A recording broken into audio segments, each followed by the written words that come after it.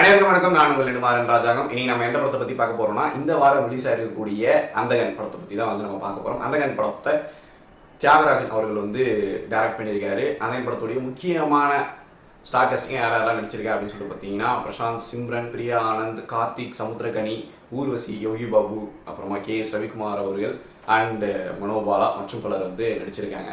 அந்தகன் படத்துடைய இசையமைப்பாளராக வந்து வந்திருக்காரு சந்தோஷ் நாராயணன் அவர்கள்.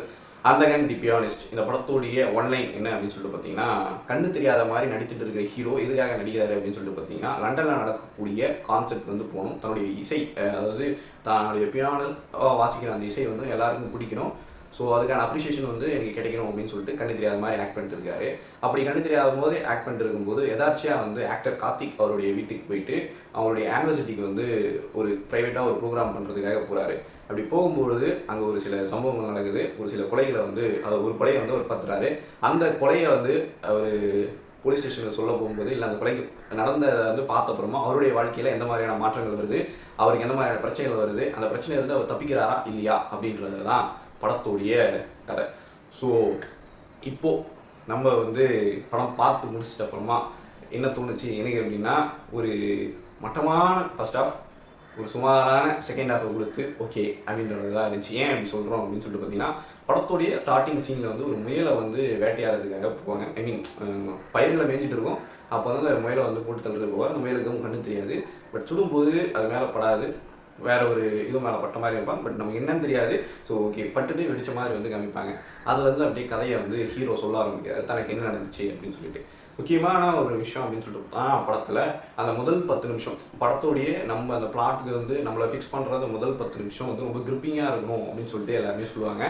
அந்த அளவுக்கு வந்து அந்தகன் படத்தில் கிரிப்பிங்காக இருந்துச்சு அப்படின்னு கேட்டால் இல்லை. ஹீரோ கிறிஷோடைய இன்ட்ரடக்ஷன் ஆகட்டும், இல்லை ஹீரோவை பற்றி சொல்கிறது எல்லாமே பின்னாடி போயிட்டே இருக்குது. ஒரு பக்கம் விஷயமும் வந்து மூவ் ஆகிட்டே இருக்குது. பட் அந்த அளவுக்கு வந்து ஒரு கனெக்டபுளாக வந்து ஹீரோவோட நம்மளால் கனெக்ட் ஆக முடியல. இது பெரிய ட்ராபேக்காகவே படத்தில் எல்லா இடத்துலையுமே தொடர்ந்துகிட்டே இருக்குது. சரி, இதை தாண்டி வந்து ஹீரோவுக்கு வரக்கூடிய லவ் ஆகட்டும், இல்லை ஹீரோ வந்து இந்த அளவுக்கு வந்து கஷ்டப்படுறாரு லண்டன் போகணும்னு சொல்லிட்டு, அது எந்த மாதிரியான ப்ரோக்ராம்ஸ் அப்படின்னு வரக்கூடிய அவருக்கு எந்த இதுவுமே நம்மளால் வந்து அக்செப்ட் பண்ணி, ஐ மீன் அது கூட வந்து கனெக்ட் பண்ணிக்க முடியல. இதுதான் வந்து படத்துடைய பெரிய பெரிய பிரச்சனையாக வந்து மாறிட்டே போகுது. இதை தொடர்ந்து வந்து வரக்கூடிய அந்த ஸ்க்ரீன் பிளே, இல்லை அந்த ஃபர்ஸ்ட் ஹாஃபில் வரக்கூடிய மொத்த கதையுமே விட ரொம்ப ஸ்லோ டவுன் பண்ணியிருக்காங்க. அடுத்து என்ன சீன் வரப்போகுது, ஹீரோ எப்படி யோசிக்க போகிறாரு, இதுதானே நடக்கும், இந்த மாதிரி தானே ஆக போகுது அப்படின்றது வந்து நமக்கு வந்து அசால்ட்டாக தெரிகிற அளவு தான் வந்து ஸ்க்ரீன் பிளேவும் இருக்குது, கதையும் அந்த அளவு தான் இருக்குது. சரி ஓகே, இதெல்லாம் இருந்தாலும் விஷுவலாக இதெல்லாம் புதுசாக மேக் பண்ணியிருந்தால் நம்மளால் வந்து அதை மறக்க முடியும். விஷுவலுமே ஒன்றுமா புதுசாக எதுவுமே இல்லை அப்படின்றது தான் உண்மையான ஒரு விஷயமா இருக்குது. செகண்ட் ஹாஃப் பரவாயில்ல, அதாவது இந்த மாதிரியான ஒரு ஃபர்ஸ்ட் ஹாஃப்க்கு செகண்ட் ஹாஃப் ஓகே பெட்டர் அப்படின்ற அளவுக்கு நமக்கு வந்து தோணும். அங்கே ஒரு சின்னதாக வந்து சில இடங்களில் வந்து ஒரு காமெடிலாம் ட்ரை பண்ண பார்த்துருக்காங்க.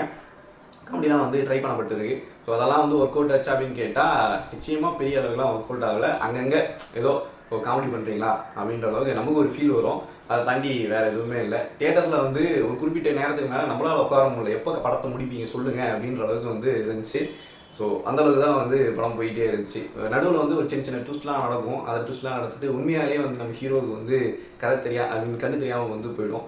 கண்ணு தெரியாமல் போயிட்ட அப்புறமா ஒரு ஆபத்து அப்படின்னு யாருக்கு வந்தாலுமே, இன்க்ளூடிங் யாருக்கு எந்த ஒரு பர்சனுக்கு வந்தாலும் அந்த கேரக்டர் வந்து ஒரு ரியாக்ட் பண்ணும். அந்தளவுக்கு கூட ரியாக்ட்லாம் பண்ணல, டக்குன்னு எல்லாமே இது பண்ணுற மாதிரி இருக்குது. இதெல்லாம் நம்மளால் அக்செப்ட் பண்ணிக்க முடியுமா அப்படின்னு கேட்டால் நிச்சயமாக வரும். ஸோ கதையை வந்து அந்த ஒன்லைனை மட்டும் எழுதிட்டு ஓகே இது நல்லா இருக்கே அப்படின்னு சொல்லிட்டு அப்படியே படம் பார்க்கலாம் எப்படி இருக்குமோ அந்த மாதிரி தான் வந்துருந்துச்சு. முக்கியமாக இதில் மொத்த கேரக்டர்ஸ், அதாவது முக்கியமான கேரக்டரை தவிர லவராக வரக்கூடிய பிரியானந்துக்கோ, இல்லை சிம்ரனுக்கோ, போலீஸ் ஆஃபீஸராக இருக்கக்கூடியவருக்கோ, இல்லை கார்த்திக் அவர்களுக்கோ பெரிய அளவுக்கு ஒரு கிரிப்பிங்கான ஒரு இது இருந்துச்சு அப்படின்னு பார்த்தா இல்லை. வேறு எந்த கேரக்டருமே நமக்கு பெருசாக அட்ராக்டும் பண்ணல. ஹீரோவாக அட்ராக்ட் பண்ணான்னு பார்த்தா அதுவும் இல்லை. ஆக மொத்தமாக அந்தகன் தி பியானிஸ்ட் படம் வந்து ஒரு சில இடங்களில் சந்தோஷ் நாராயணன் வந்து அட்ராக்ட் பண்ணியிருக்காரு அப்படின்னு சொல்லிட்டு தான் சொல்லணும். அவருடைய மியூசிக் பல இடங்களில் வந்து நல்லாவே வந்து அந்த பியானோவுக்கு வந்து போடப்பட்ட பிஜிஎம் வந்து ரொம்ப நல்லா இருக்குது. அதை தாண்டி சின்னதாக அந்த ஒரு மாதிரி லைஃப்பை பற்றி வரக்கூடிய அந்த சாங் வந்து கொஞ்சம் கேட்குறதுக்கு இதுவாக இருக்குது. கடைசியாக வரக்கூடிய அந்த கிளைமேக்ஸ் போர்ஷனில் வரக்கூடிய அந்த சாங் அது ரொம்பவே நல்லா இருக்குது. ஸோ அதை தாண்டி வேறு ஒன்றும் அந்தகன் படத்தை பற்றி நம்ம பெருசாக சொல்கிறதுக்குமே இல்லை. டாப் ஸ்டார் பிரசாந்த் ஒரு காலத்தில் வந்து எங்கேயோ இருந்த மனுஷன் இப்போ கதையை வந்து இந்த மாதிரி ஏன் சூஸ் பண்ணுறாரு அப்படின்னு சொல்லிட்டு தெரில.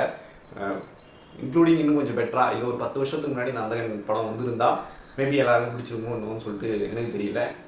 நீங்களும் போயிட்டு படம் பார்த்தீங்கன்னா உங்களுக்கு எந்த மாதிரியான ஃபீல் இருக்குது அப்படின்றத கீழே வந்து கமெண்ட் பண்ணுங்கள். இந்த வீடியோ உங்களுக்கு பிடிச்சிருந்துச்சுன்னா லைக் பண்ணுங்கள், ஷேர் பண்ணுங்கள். மறக்காமல் வந்து புலிகேசி சேனல் வந்து சப்ஸ்கிரைப் பண்ணுங்கள். நன்றி, டாடா, பாய்.